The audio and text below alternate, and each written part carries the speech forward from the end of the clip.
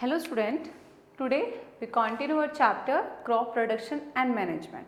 Crop production and management में हम discuss कर रहे थे हमारे agriculture practices के step.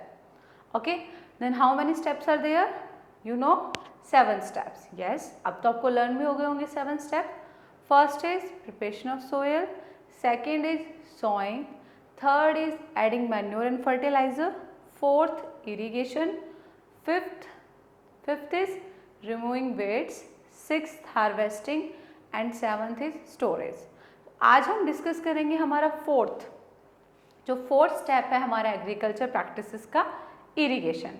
Okay, then what is irrigation? Irrigation क्या है?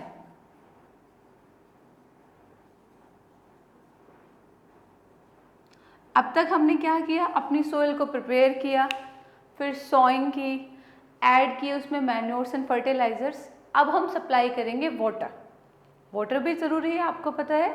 तो आपकी सोइल के लिए, आपकी क्रॉप के लिए वाटर भी नेसेसरी है. तो इरिगेशन क्या है? The process of supplying water to crop at different interval. मतलब अलग अलग इंटरवल के बाद हर क्रॉप के लिए अलग अलग मतलब हम सप्लाई करते हैं वाटर को, उसको क्या बोलते हैं? Irrigation. Okay, the process of supplying water, the process of supplying water to crop at different interval. Okay, एक डिफरेंट इंटरवल के बाद जो हम सप्लाई करते हैं अपनी क्रॉप को वाटर, उसको बोलते हैं irrigation. Is called irrigation. Hindi में बोलते हैं सिंचाई करना. ओके, तो वो प्रोसेस जिसमें हम अपनी क्रॉप को एक डिफरेंट इंटरवल के बाद वाटर सप्लाई कर रहे हैं, उसको क्या बोलते हैं? इरिगेशन. अब जो इरिगेशन है, इसका जो टाइम है कि कब करनी है, स्टार्टिंग में करनी है कि लास्ट में करनी है, मिड में कब करनी है, किस किस टाइम करनी है, और फ्रीक्वेंसी कि कितने नंबर ऑफ टाइम्स करनी है. ओके, टाइम कब है कि स्टार्टिंग स्टेज में कर दी, फ्लावर्स के ग्रो करने के बाद कर दी, ये डिपेंड करेगा कौन से टाइम पे करनी है. और जो फ्रीक्वेंसी है, फ्रीक्वेंसी मतलब नंबर ऑफ टाइम्स, कितनी बार देना है पानी, कितनी बार आपको इरिगेट करना है अपनी क्रॉप को, वो डिपेंड करता है, वो डिफरेंट है. क्रॉप में भी डिफरेंट होता है. ठीक है, सीज़न के ऊपर भी डिपेंड करता है कि समर सीज़न वाली क्रॉप को ज़्यादा चाहिए, विंटर सीज़न वाली को नहीं चाहिए इतना ज़्यादा. ओके, और सोयल टू सोयल भी डिपेंड करता है. Okay, the time and frequency, the time and frequency. Frequency मतलब नंबर ऑफ टाइम्स, कितनी बार देना है आपको. Okay, time and frequency of irrigation varies, मतलब चेंज हो रहा है आपका फ्रॉम क्रॉप टू क्रॉप. हर क्रॉप के लिए डिफरेंट है, crop to crop, soil to soil. आपने 7th क्लास में स्टडी किया है sandy soil, clayey soil, loamy soil, learn तो होगा ना आपको. तो उसी तरह से हर सोयल के लिए डिफरेंट है एंड सीजन टू सीजन.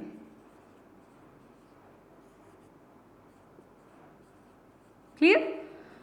अब क्रॉप की बात करें तो हमने खरीफ क्रॉप, रबी क्रॉप और जायद क्रॉप स्टडी की थी. तो डिपेंड करेगा. अब खरीफ क्रॉप होती है रेनी सीजन में, रेनी सीजन में तो ऑलरेडी रेन हो रही है, तो उसके लिए थोड़ा कम चाहिएगा, उस टाइम हमें इतनी रिक्वायरमेंट नहीं है इरिगेट करने की. अब बात करते हैं आपकी जेड क्रॉप की, जो समर सीजन में ग्रो करती है. समर सीजन में बहुत ज़्यादा हॉटनेस होती है, हॉटनेस की वजह से प्लांट को भी ज़्यादा रिक्वायरमेंट होती है. क्लियर? जैसे आप समर में ज़्यादा ड्रिंक करते हैं वाटर की विंटर में करते हैं? समर में. ओके, क्योंकि समर में टेम्परेचर हाई होने की वजह से हमारी बॉडी की रिक्वायरमेंट बढ़ जाती है. ओके, तो उसी तरह से क्रॉप के साथ है. सोयल टू सोयल वेरी करती है, अलग होती है. वेरी करने का मतलब चेंज करती है. ओके, चेंज हो रही है कि कितने टाइम पे देना है, फ्रीक्वेंसी पे देना है. वो किस केस में? क्रॉप में. डिफरेंट क्रॉप है तो डिफरेंट रहेगा. Season to season, winter season की है, रेनी सीजन की है कि समर सीजन की है। डन। तो इरिगेशन क्या है? The process of supplying water to crop at different interval. आप एट रेगुलर इंटरवल लिख सकते हैं कि रेगुलर इंटरवल के बाद देना, ओके।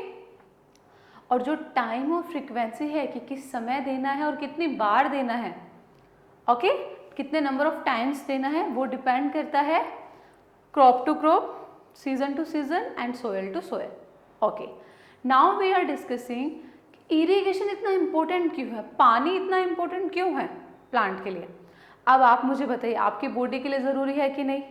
जैसे आपको फूड चाहिए वैसे आपकी बॉडी को पानी भी चाहिए, क्योंकि आपकी बॉडी एक्सक्रीट करती है सॉलिड प्रोडक्ट को भी और लिक्विड को भी।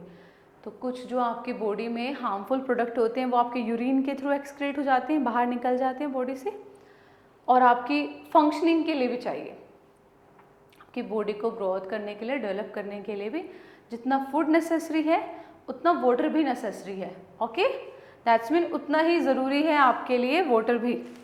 तो अब हम डिस्कस करते हैं why water is necessary for, sorry why irrigation is necessary for crop. क्यों नेसेसरी है, क्यों रिक्वायरमेंट है, असेंशियल क्यों है। ओके, वाई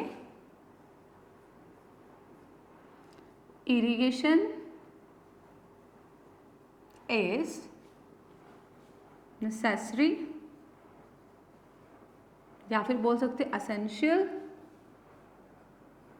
for क्रॉप की बात करें या फिर प्लांट की बात करें। क्लियर? क्यों नेसेसरी है, किसी लिए इतनी रिक्वायरमेंट है, किसी लिए इतना ज़रूरी है आपका वाटर, आपका इरिगेशन प्रोसेस क्रॉप के लिए क्यों ज़रूरी है? फर्स्ट थिंग, जो प्लांट है वो कंटेन करता है 90% वाटर, उसकी बॉडी में 90% वाटर होता है, ठीक है। तो उसको अपनी प्रॉपर ग्रोथ के लिए, डेवलपमेंट के लिए वाटर चाहिए, ओके। तो फिर उसको सप्लाई करना पड़ेगा ना उसकी 90% वाटर की रिक्वायरमेंट पूरी करने के लिए, ओके। सेकेंड थिंग, जो जर्मिनेशन होता है सीड का, जो सीड जर्मिनेट करता है, ग्रो करता है, ठीक है, वो भी ड्राई कंडीशन में नहीं हो सकता, उसके लिए भी वाटर रिक्वायरमेंट है। और जब हमारी रूट्स वाटर एब्जॉर्ब करती हैं तो साथ में बहुत सारे मिनरल्स को, फर्टिलाइज़र को भी एब्जॉर्ब करती हैं, ओके। फिर जो डिजोल्व न्यूट्रिएंट्स होते हैं वो वाटर की हेल्प से ही सारे पार्ट्स में जाते हैं प्लांट के, ओके, क्लियर। और वाटर जो है वो हमारे क्रॉप को बचाता है फ्रॉस्ट से और ड्राई एयर करंट से। ड्राई एयर करंट्स मतलब लू, जो गर्मियों में चलती है ना, गर्म गर्म हवाएं, बहुत ज़्यादा हॉटनेस वाली हॉट एयर करंट्स जो होते हैं, उनसे बचाता है, क्योंकि उनके पास पानी रहेगा तो वो ड्राई अप नहीं हो पाएंगे, ओके। और फ्रोस्ट से बचाता है। फ्रोस्ट मतलब बहुत ज़्यादा फॉग, बहुत ज़्यादा कूलनेस, बहुत ज़्यादा विंटर सीजन में जो होता है ना, बिल्कुल एकदम ठंड, चिल्ड जो होता है, उससे भी बचाता है, ओके। सो हम डिस्कस करते हैं क्यों नेसेसरी है। Because plant contain 90% water. So, for proper growth and development, proper growth and development,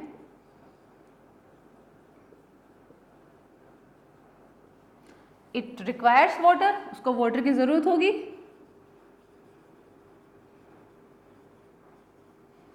clear? 90% water चाहिए उसे अपनी बॉडी में, तो ऑब्वियस सी बात है फिर तो सप्लाई करना पड़ेगा वाटर उसकी प्रॉपर ग्रोथ के लिए। And second thing is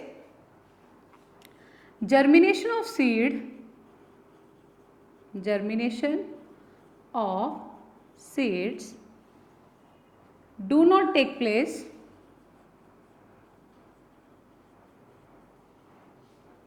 in dry condition. Germination जो हमारे सीड्स को ग्रो करना है, जो उसको प्लांट बनाना है, वो भी ड्राई कंडीशन में पॉसिबल नहीं है। Roots absorb water,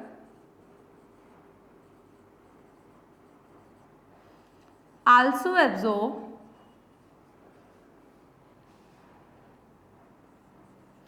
minerals and fertiliser.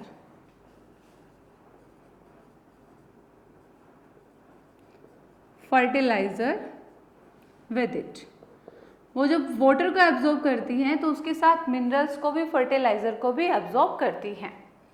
Okay, dissolve nutrients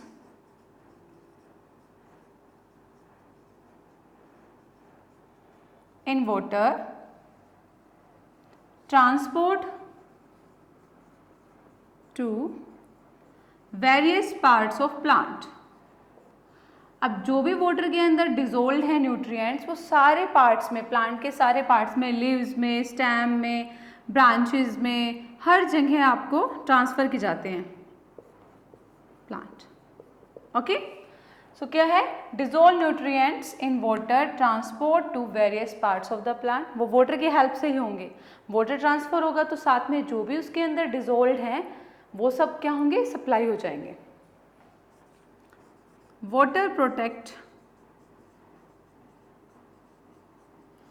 plant, या फिर आप लिख सकते हैं क्रॉप, फ्रॉम फ्रॉस्ट, बहुत ज़्यादा ठंड से, जिसको पाला भी बोलते हैं, Frost and hot air currents, और जो गरम गरम हवाएं चलती हैं उनसे भी बचाता है। क्लियर? सो नेसेसरी क्यों है, क्योंकि 90% जो प्लांट है वो कंटेन करता है वाटर को, तो उसको वाटर तो चाहिए अपनी प्रॉपर ग्रोथ के लिए, डेवलपमेंट के लिए। ओके, नेक्स्ट क्या है, जर्मिनेशन भी नहीं होता सीड्स का, और जब रूट वाटर को एब्जॉर्ब करती है तो साथ में बहुत सारे मिनरल्स को, फर्टिलाइजर को भी एब्जॉर्ब करती है, और वही जो वाटर के अंदर डिसॉल्व हैं, घुले हुए हैं मिनरल्स, सारे प्लांट्स के पार्ट में चले जाते हैं। ठीक है, और जो वाटर है वो प्रोटेक्ट भी करता है हमारे प्लांट को फ्रॉस्ट से और हॉट एयर करंट से। तो नेसेसरी हुआ कि नहीं हुआ, ज़रूरी है ना। तो यही था कि क्यों नेसेसरी है, हमें पता होना चाहिए रीज़न कि वाई। ओके, अब हम डिस्कस करते हैं सोर्सेज ऑफ इरिगेशन। क्या क्या सोर्स हैं जिनसे हम इरिगेट कर सकते हैं या फिर पहले करते थे। ओके, पहले जब क्या था, जब इलेक्ट्रिसिटी जनरेट नहीं हुई थी या फिर विलेजेस में अवेलेबल नहीं थी, ऐसा नहीं है कि हमेशा से ही आपको लाइट मिल रही है, इलेक्ट्रिसिटी मिल रही है, ऐसा नहीं है, ये जनरेट हुई। और अभी भी कुछ प्लेसेस होंगे हमारे इंडिया में भी जहाँ पे इलेक्ट्रिसिटी है ही नहीं, जो विलेजेस हैं वहाँ पे इलेक्ट्रिसिटी है ही नहीं। ओके, इससे थोड़ा सा पीछे जाएं तो उस टाइम ऐसा था कि थी ही नहीं, लाइट होती ही नहीं थी गाँव में, बहुत सारे गाँव में। ओके, बट अब मोस्टली अवेलेबल है, बट पहले ऐसा था कि अवेलेबल नहीं थी। ठीक है, तो वहाँ पे कैसे इरिगेट करते थे, क्योंकि जो आपको पता है जो एग्रीकल्चर है, जो फार्मिंग करते हैं वो कहाँ होती है, विलेजेस में होती है। तो क्या सोर्सेज थे उनके इरिगेशन के, किन किन सोर्सेज के थ्रू वो इरिगेट करते थे अपनी क्रॉप को, वाटर सप्लाई करते थे। तो रिवर्स थे, लेक्स थी, नदियाँ थी, झीलें थी, वेल्स थे, कुएं थे, और अब तो ट्यूबवेल्स आ गए हैं। ओके, जो इलेक्ट्रिसिटी से चलते हैं। तो पहले ये था रिवर्स, लेक्स, वेल्स, ट्यूबवेल्स, ये सब चीज़ें क्या हैं, सोर्सेज ऑफ इरिगेशन। पॉन्ड्स होते थे आपके। ओके, तो अब बात करते हैं मेथड ऑफ इरिगेशन की। ठीक है, मेथड ऑफ इरिगेशन की बात करते हैं। अच्छा, उससे पहले क्वेश्चन डिस्कस करते हैं कि हमारी समर क्रॉप को ज़्यादा रिक्वायरमेंट क्यों है वाटर की as comparison to other season crop. ठीक है, जनरल डिस्कस करते हैं क्यों है ज़्यादा रिक्वायरमेंट हमारी समर क्रॉप को। क्योंकि समर में टेम्परेचर हाई होता है, टेम्परेचर हाई होने की वजह से जो हमारा सरफेस पे वाटर होता है, जो प्लांट की बॉडी के अंदर वाटर होता है, वो इवेपोरेट फास्ट होता है। इवेपोरेट का मतलब जिसमें आपका जो लिक्विड है वो चेंज हो जाता है वेपर्स में।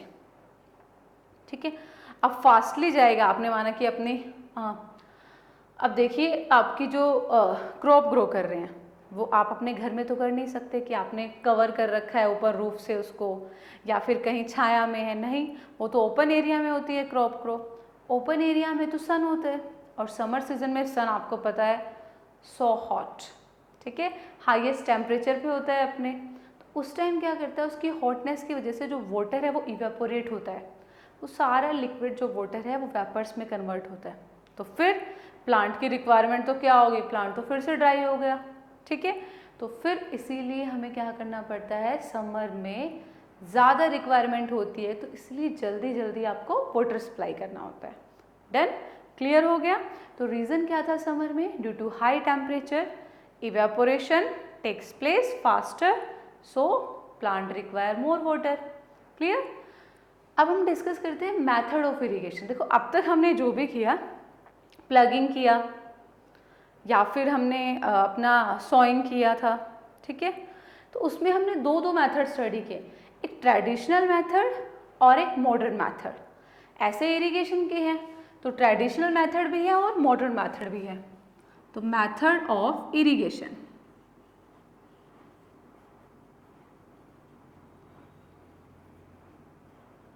क्लियर। सो हम डिस्कस कर रहे हैं हमारे मेथड ऑफ इरिगेशन में ट्रेडिशनल मेथड। अब तो आपको पता हो गया ना, what do you mean by traditional methods. Traditional मतलब that are used in ancient time, old days में जो यूज करते थे, traditional method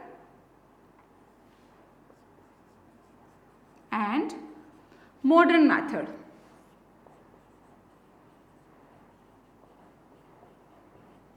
clear. Modern method मतलब जो हम अभी रिसेंटली यूज कर रहे हैं, now we are using it. Traditional method में आपके 4 हैं,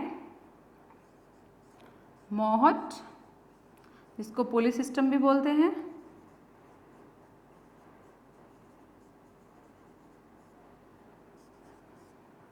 ढेकली, राहत और चेन पंप, ठीक है। फिर से बोलते हैं, ट्रेडिशनल में हमारे पास 4 मेथड है। राहत को लेवर सिस्टम भी बोलते हैं, क्लियर, ओके। ट्रेडिशनल मेथड में क्या है, मोहर, ढेकली, राहत, चेन पंप, ओके। मोहर, ढेकली, राहत, चेन पंप, ये हमारे ट्रेडिशनल मेथड्स हैं।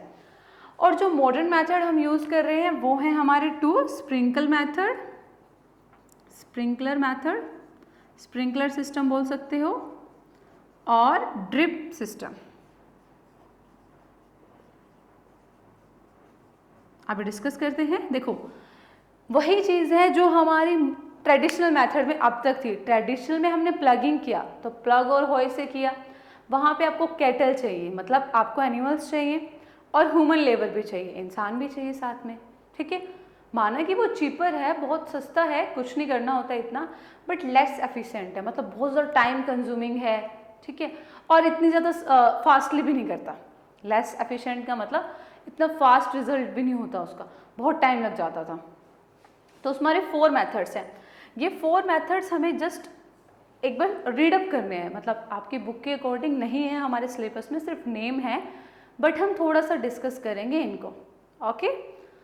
और जो हमारे मॉडर्न मेथड्स हैं उनमें क्या है, वो इलेक्ट्रिसिटी की हेल्प से पावर किए जाते हैं, सोलर एनर्जी से, बायोगैस से, डीजल से, और फास्टली वर्क करते हैं, सेव करते हैं टाइम को भी और लेबर को भी, क्लियर। तो फर्स्ट हम डिस्कस करते हैं हमारे ट्रेडिशनल मेथड्स। ट्रेडिशनल मेथड्स में हमारे क्या क्या है,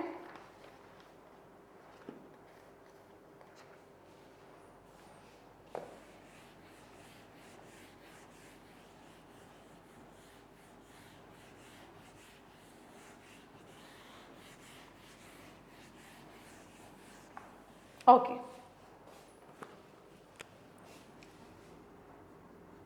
ट्रेडिशनल मेथड, तो इनमें हम किसका यूज करते हैं, use of cattle and human labour, और उनको ह्यूमन लेबर भी चाहिए, फार्मर्स भी बेचारे हेल्प करेंगे उनकी, okay. They are cheaper, cheaper होते हैं, सस्ते होते हैं, बट लेस एफिशिएंट, बट इतना ज़्यादा रिजल्ट नहीं देते आपको, ओके। तो उसमें हम डिस्कस करेंगे मोहट, ढेकली, राहत एंड चेन पंप। फिर से रिवाइज करते हैं नेम्स को, आप भी रिपीट कीजिए मेरे साथ साथ, मोहट, ढेकली, राहत, चेन पंप, मोहट, ढेकली, राहत, चेन पंप। जितना आप रिवाइज करेंगे उतना आपको लर्न हो जाएगा। ओके, अब मैं आपको 2 मिनट्स दे रही हूँ, आप अपनी बुक्स को ओपन कर लीजिए। आप भी वीडियो को पॉज कर दीजिए और झट से अपनी बुक ओपन कर लीजिए, चैप्टर नंबर 1 एंड जहाँ पे आपको ये पिक्चर गिवन है, पेज नंबर 8। एनसीईआरटी बुक में आपको ये मिलेगा, ये वाला पेज आपको ओपन करना है। विजिबल है आपको? मैं आपको और क्लियर करा देती हूँ। क्लियर? तो ये वाला पेज आपको क्या करना है, ओपन करना है। ओके, अब यहाँ पे हम डिस्कस करते हैं। देखो बेटा, हमारे सिलेबस में ऐसे नहीं है कि आपको राइट डाउन करना है इनके बारे में, नहीं, बट हम फिर भी स्टडी कर लेते हैं क्या चीज़ है। अब मोहट में देखिए, आपको एक वेल दिखाई दे रहा है, कुआं दिखाई दे रहा है, और एक बकेट टाइप में ही फार्मर ने पकड़ा हुआ है और उससे वो क्या कर रहा है, वाटरिंग कर रहा है, मतलब पानी दे रहा है। ठीक है, तो मोहट सिस्टम के अंदर क्या होता है, जो हम पुल करते हैं, पुली की हेल्प से, पुली होती है आपकी, एक व्हील होता है ऊपर, ठीक है, उसकी हेल्प से हम क्या करते हैं, पुल करते हैं, ठीक है, अपनी बकेट्स वगैरह जो भी आपने डाला है, और उससे डायरेक्टली वाटरिंग करते हैं क्रॉप में। मतलब आपने पुल किया यहाँ से, फिर उसको डाल के आओ, फिर पुल करो, फिर डाल के आओ। देखो कितना टाइम लग जाएगा आपको, पता नहीं कितने एकड़ फील्ड आपको क्रॉप ग्रो करने के लिए चाहिए। आपको अगर 1 भी करना मिल जाए ना, then you can't do this. बहुत टाइम कंज्यूमिंग है, मुझे तो लगता है बहुत दिन लग जाते होंगे पानी देने में, और दिन भर पानी देते रहते होंगे। उसके बाद हम डिस्कस करते हैं ढेकली। अब ढेकली जो आपको फिगर 1.4 सी में गिवन है, वहाँ पे क्या कर रखा है, बकेट्स का यूज़ कर रखा है। 2 बकेट्स हैं, एक डाली, उसके थ्रू नीचे गई रोप के थ्रू, ठीक है, आई ऊपर, बोल ली, तब तक दूसरी गई, फिर उसको फार्मर डाल के आ रहा है, सेम वही टाइम कंज्यूमिंग टोटली।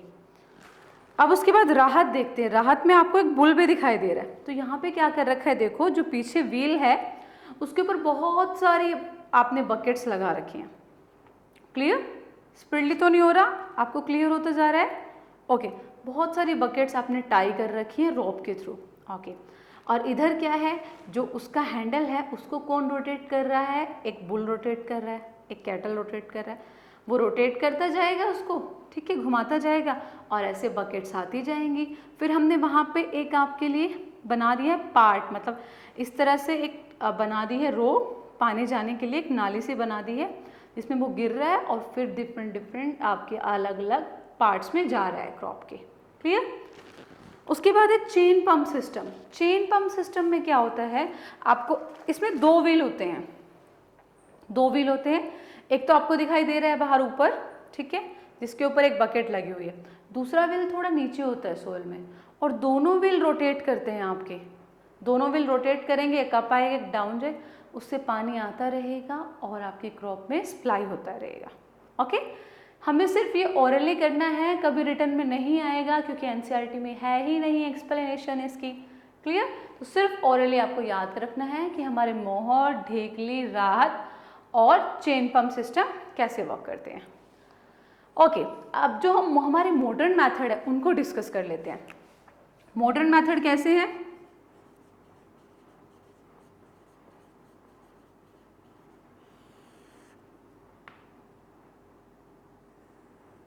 ओके, ये जो रन होते हैं किससे होते हैं? बाय पंप, जो वाटर पंप हैं आपके उनसे होते हैं, ठीक है, पंप्स के थ्रू होते हैं। जो मोटर आप डालते हैं उनके थ्रू होते हैं। वो किससे पावर की जा सकती है?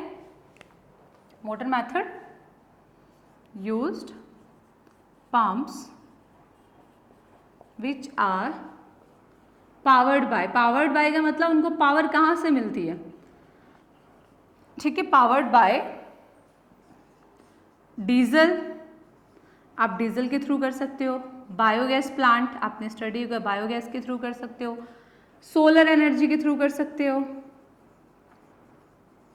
ठीक है, सोलर सिस्टम जो यूज करते हैं उसके थ्रू, या फिर आपकी इलेक्ट्रिसिटी।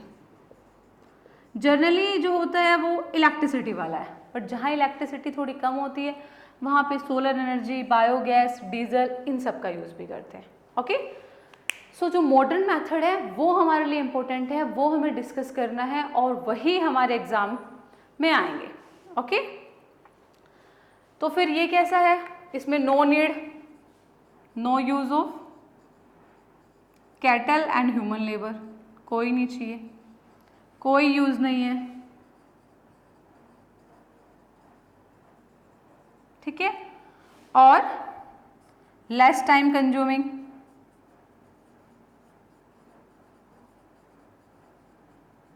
एंड मोर एफिशिएंट, और ज़्यादा एफिशिएंसी है इसकी। क्लियर? टाइम भी कंज्यूम कम करता है और ज़्यादा एफिशिएंट भी है।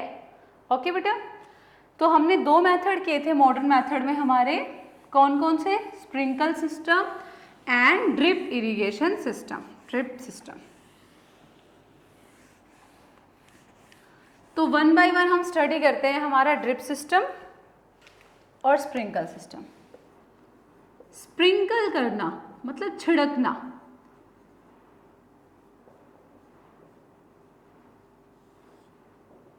जैसे आपका बाथरूम के अंदर शावर होता है, जैसे बारिश लगती है कि बारिश जैसे पानी आ रहा है उस तरह से हो, ठीक है। और जो आपके लॉन्स वगैरह में होते हैं, आपने देखा होगा बहुत सारे फुहारे होते हैं, वो इस तरह पानी डालते हैं। तो स्प्रिंकल सिस्टम, स्प्रिंकल करना मतलब छिड़काव करना, जैसे बारिश की तरह करते हैं।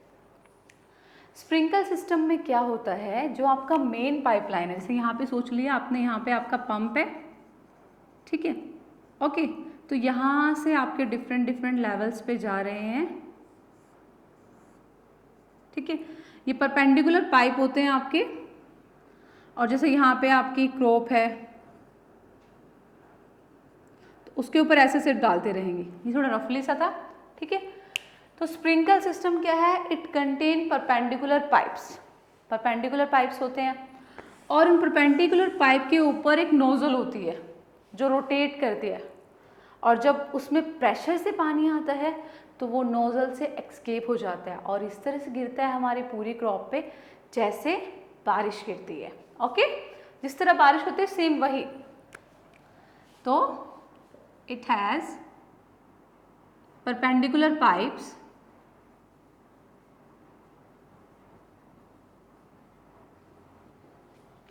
which attach to main pipeline.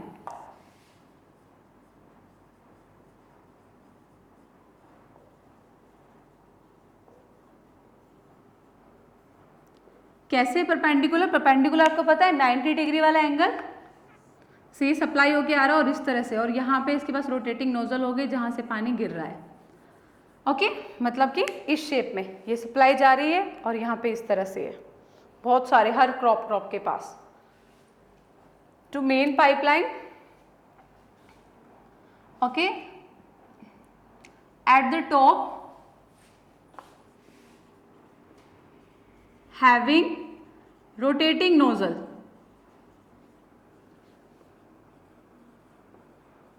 और उसके टॉप पे रोटेटिंग नोजल होते हैं, और जब वाटर सप्लाई होता है when water comes in pressure, then water escape from nozzle, वो नोजल से एक्सकेप हो जाएगा, एक्सकेप का मतलब बाहर आ जाएगा, comes out nozzle, and sprinkle on crop, sprinkle on crop like rain। जिस तरह बारिश होती है उस तरह से क्या होगा, स्प्रिंकलर हो जाएगा, ठीक है, समझ में आया। तो परपेंडिकुलर पाइप्स होते हैं जो मेन पाइपलाइन से अटैच होते हैं, और ऊपर क्या होती है, रोटेटिंग नोजल होती है, और जब प्रेशर आता है पंप से तब क्या होता है, रोटेटिंग नोजल के थ्रू पानी बाहर निकलता है और बारिश की तरह गिर जाता है, ठीक है। अब ये कहाँ पे यूज़ की जाती हैं, मतलब कहाँ हम इनका मतलब बेस्ट कहाँ पर, किस पर्पज़ के लिए है, तो उसके लिए देख लेते हैं। बेस्ट फॉर प्लेसेस, कौन से प्लेसेस के लिए बेस्ट है, रब कर लेते हैं एक बार, ठीक है। मतलब सभी जगह के लिए नहीं, पर उन प्लेसेस के लिए बेस्ट है जहाँ पे वाटर सप्लाई कम है, जहाँ पे हम डायरेक्टली वाटर नहीं दे सकते, नीचे से वाटर नहीं जा सकता, जैसे हम फ्लो कराते हैं वैसे ना जाके, ठीक है। ओके, तो बेस्ट 4 किन के लिए बेस्ट है? प्लेसेस वेयर अनइवन लैंड, जहाँ पे लैंड आपकी अनइवन है। अनइवन का मतलब इवन नहीं है, समतल नहीं है, कहीं ऊपर है, कहीं नीचे है, कहीं अप है, कहीं डाउन है, मतलब जैसे आपका माउंटेन्स में होता है, हिल्स में होता है, उस तरह से है, अनइवन लैंड है। ठीक है। नॉट हैविंग सफिशिएंट वाटर, और वहाँ पे पानी भी कम है। सफिशिएंट वाटर, ठीक है। और फॉर सैंडी सोयल, और सैंडी सोयल के भी लिए भी आपका क्या है? स्प्रिंकल सिस्टम बेस्ट है। तो याद रखना है, एस फॉर स्प्रिंकल, स्प्रिंकलर, और S for Sandy, Sandy soil के लिए बेस्ट है। Clear? Sprinkler system Sandy soil के लिए बेस्ट है। और यूज कहाँ करते हैं? ऑफन यूजेस, मतलब ज़्यादातर जो यूज़ करते हैं, कहाँ करते हैं हम इसको यूज़? इसका यूज़ करते हैं लॉन्स में, ठीक है, जो कि मेटिंग लॉन्स वगैरह होते हैं वहाँ पे, और कॉफ़ी प्लांटेशन में, और जहाँ पे कॉफ़ी की प्लांटेशन की जाती है, कॉफ़ी ग्रो की जाती है, ओके, वहाँ पे करते हैं। तो क्या है कि बेस्ट है किसके लिए? हमारे बेस्ट है उन प्लेसेस के लिए जहाँ पे अनइवन लैंड है, लैंड इवन नहीं है, वाटर सप्लाई कम है, सफिशेंट वाटर नहीं है वहाँ पे, सैंडी सोइल के लिए, और कैसे जहाँ पे यूज़ करते हैं? लॉन्स में और कॉफ़ी प्लांटेशन में। Done? Okay, now wait a minute, I am drinking water.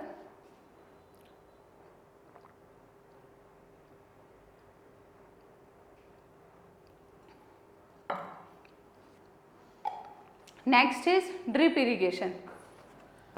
Drip system की बात करते हैं। तो देखो, स्प्रिंकलर का मतलब छिड़काव करना, जिसमें स्प्रिंकल हो रहा है water.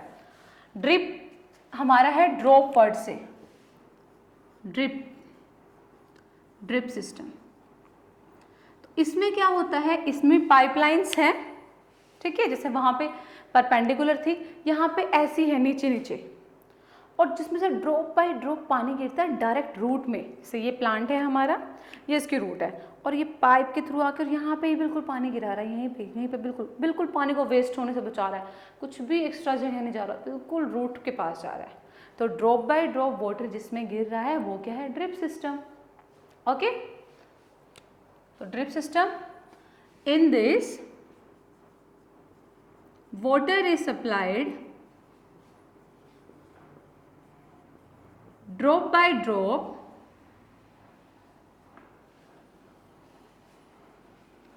to the root of the plant।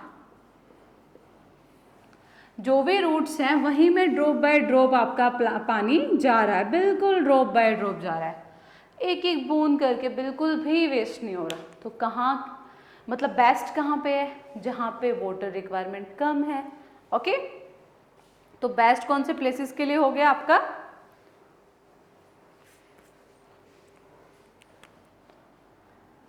It saves water and best for places, कौन से places के लिए? Where availability of water is poor, बिल्कुल भी अच्छी नहीं है, वाटर अवेलेबल ही नहीं है, तो वहाँ पे तो बूंद बूंद बचानी पड़ेगी आपको, ड्रॉप बाय ड्रॉप। और ऑफन यूज, कहाँ यूज करते हैं हम इस वाले सिस्टम को?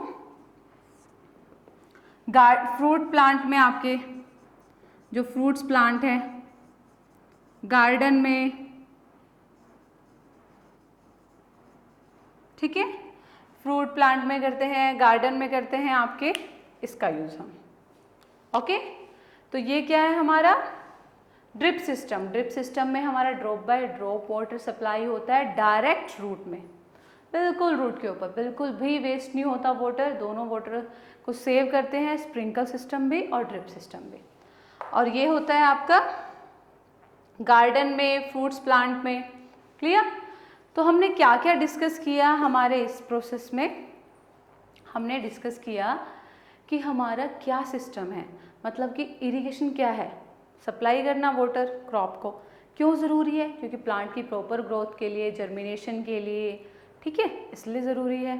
ओके, फर्दर मेथड डिस्कस किए हमने, मॉडर्न एंड ट्रेडिशनल। ट्रेडिशनल हमारे सिलेबस में नहीं है इसलिए सिर्फ ओरली डिस्कस किए। मॉडर्न में 2 मेथड है, sprinkle system and drip system. Okay, अब एक और चीज़ आती है आपकी वाटर लॉगिंग या फिर ओवर इरिगेशन, थोड़ा एक्स्ट्रा है वो, एक बार समझ लेते हैं, ओरली समझ लेते हैं, राइट डाउन नहीं करते तो ओरली समझ लेते हैं। वो आपके सिलेबस में नहीं है बट हमारे नॉलेज के लिए होना चाहिए, ठीक है। मैं वर्ड्स राइट डाउन कर देती हूँ आपके लिए, वाटर लॉगिंग या फिर ओवर इरिगेशन। ओवर का मतलब आपने एक्सेस अमाउंट में वाटर सप्लाई कर दिया है, ठीक है। देखो वाटर नेसेसरी है but excess of everything is harmful, it's a poison, जहर होती है किसी भी चीज़ की excess. Okay, it's harmful for us, for plant and for everything, हर चीज़ के लिए एक्सेस क्या है, हार्मफुल है। बात करते हैं वाटर लॉगिंग की, मतलब वो प्रोसेस जिसमें हमने क्या कर दिया, एक्सेस वाटर सप्लाई कर दी, आज भी पानी दे दिया, कल भी पानी दे दिया, पानी पानी भर रखा है, तो वो भी हमारी क्रॉप के लिए हार्मफुल है, अच्छा नहीं है वो भी, ठीक है। एक लिमिटेड सप्लाई ठीक है जितना क्रॉप को चाहिए, एक्सेस अच्छी नहीं है। एक्सेस क्या कर रही है, स्पॉइल कर रही है हमारे प्लांट को, उसकी रूट अच्छे से ग्रो नहीं कर पा रही। क्यों नहीं कर पा रही, क्योंकि एरिएशन ही नहीं हो पा रहा, एयर ही सप्लाई नहीं हो पा रही, पानी ही भरा हुआ है, एयर ही नहीं मिल रही रूट को, ठीक है। और जो सीड्स हैं वो भी जर्मिनेट नहीं करेंगे क्योंकि उनको भी एरिएशन चाहिए, क्लियर। तो हमारी रूट्स को भी चाहिए, सीड्स को भी चाहिए, तो प्लांट तो सारी चीज़ रूट से ही लेता है, क्लियर। तो वो सब उसको नहीं मिलेंगे अच्छे से, तो ओवर इरिगेशन भी हमारे लिए हार्मफुल है, क्रॉप के लिए अच्छी नहीं है। ओके, आई होप आपको क्लियर होगा। आपको रिवाइज करना है, अच्छे से प्रिपेयर करना है।